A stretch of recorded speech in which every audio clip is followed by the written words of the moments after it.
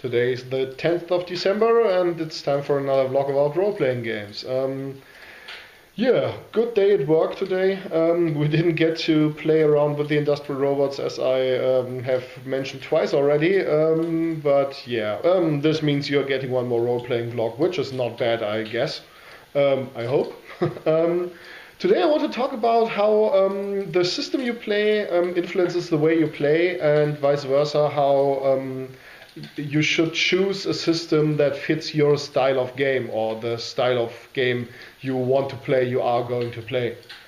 Many people are in denial of that and say, yeah, the system is completely irrelevant, we can play anything, and the group is so good, and the game master is so good, and this and that, and rules are not important, and yeah, I disagree. I understand what those people are saying, and I think you can spend your time better and spend your resources better if you have a system that works, and if you have a system that works for you and in which you don't have to modify anything, in which you don't have to house rule much, in which you don't have to come up with solutions for problems you wouldn't have with the right system on the spot.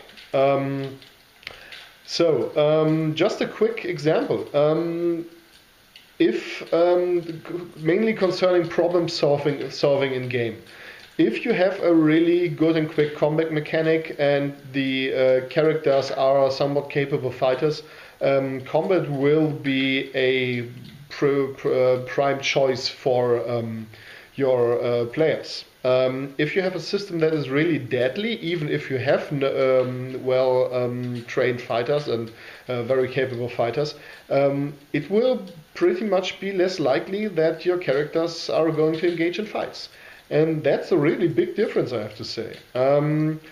If the system pretty much disencourages certain behavior, for example, if there are really strange rules for stealth and sneaking up on people, why should you sneak up on people?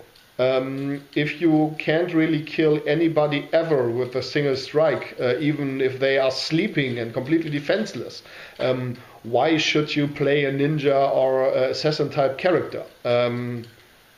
It's really pointless. And you can still play these kinds of characters and, as I said, kind of house rule everything and say, yeah, okay, you slit their throat in their sleep. We are not going to roll any dice for that. And you can do that. But then again, it pretty much comes down to, yeah, I pretty much have to get there and that's it. Everything else will be house ruled, and you can pretty much throw the system out the window at that point. I think I've said pretty much a lot, and that's because this is the 5th or 6th times I'm trying to record this, and it's not the topic, it's purely me. It was a good day at work, but I didn't get to do the industrial robot stuff I wanted to do today, but it left me kind of mentally exhausted. So yeah, if this is a little even more improvised and strange than usually, please forgive me. It happens daily December. That's my excuse for everything. Okay, where was I? Another thing that you should consider is, especially if you're sandboxing, what that is I gave a quick introduction to yesterday. I talked a little like Yoda there, that's what I mentioned before. Okay, so especially for sandboxing, you should figure out what your system needs. Is there magic involved in your gaming world? Is there some other kind of higher power, like clerical powers maybe that are given by the gods or whatever? Do you have telekinesis that doesn't use the mana that's around you but the power of your mind? And how are those supposed to be different? It is often difficult to house rule these things in a good way, because house rules are often, especially for if you make kind of plugins or additions to existing systems, it's really hard to playtest them, to balance them. And you usually only find out how well balanced they are after you have played for a while. And if people have invested points in certain things and done certain things certain ways, it is it leaves a little bad taste to change these flaws in the system afterwards. Pretty much after the damage has already been done and after you have to redo parts of characters and stuff like that. Choosing the right system for you. You should totally look around. The thing that I do is whenever I run across used role-playing games, and there are some very few, but some shops that sell used role-playing systems, and you can buy them online, obviously, flea markets and stuff like that, places like that.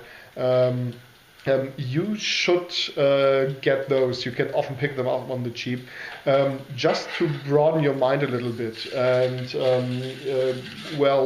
add a few ideas to how you can treat rules, how you can change rules, how you can house rules something. Just have a broad view of systems and find out what you like in those systems. What do these systems do well in your opinion? What don't they do well in your opinion? That's what I do, and what I would say everybody who is interested in getting deeper into role-playing systems and all of that should do.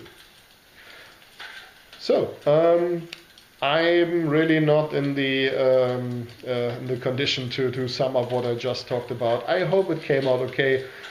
Thank you very much. I will see you tomorrow with another vlog from that day, but I will have to pre-record.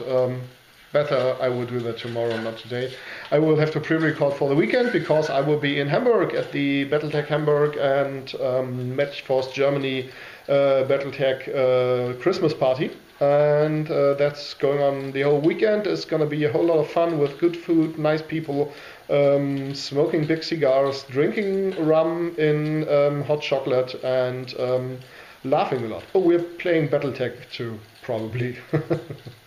I will pre-record some videos for the weekend, so if you don't see me over the weekend in the comments and everywhere, don't fear, I'm okay. I'm just having a lot of fun in Hamburg.